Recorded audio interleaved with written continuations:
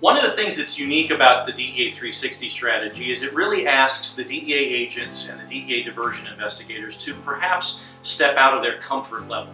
That typically they're out doing enforcement actions and regulatory actions, and what we're saying is that while that is critical and that is core to their jobs, we want them to step out and face out into the community and engage community groups, because quite frankly, when DEA calls, people respond. And if we can help connect our community coalitions with other resources and with other community leaders, particularly with youth, then we help make that community stronger, and we help that community coalition be more effective in what they're trying to do, which is so critical.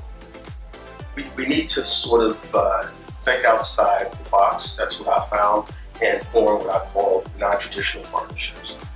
The partnership that we formed with CADCA has been invaluable because it's a force multiplier for law enforcement.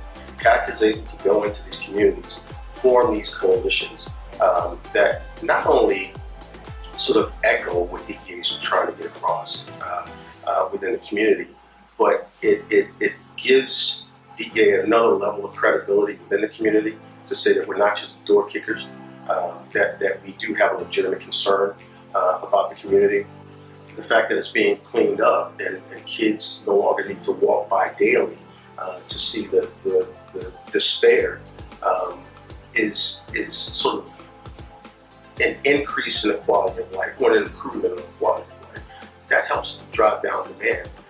So when we form that non-traditional partnership with CADCA, it's an additional voice for DEA, an additional voice for enforcement.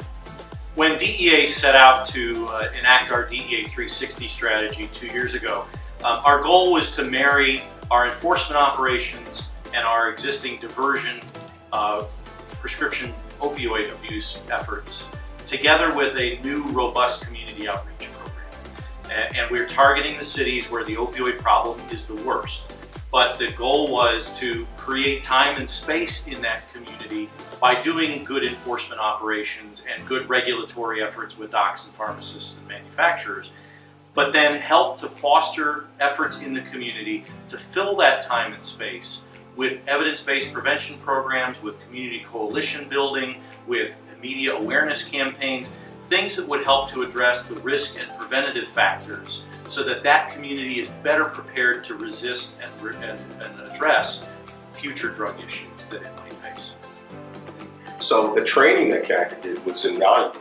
The coalition building was really important for my office and really serves as a force multiplier for my agents, analysts, and other personnel.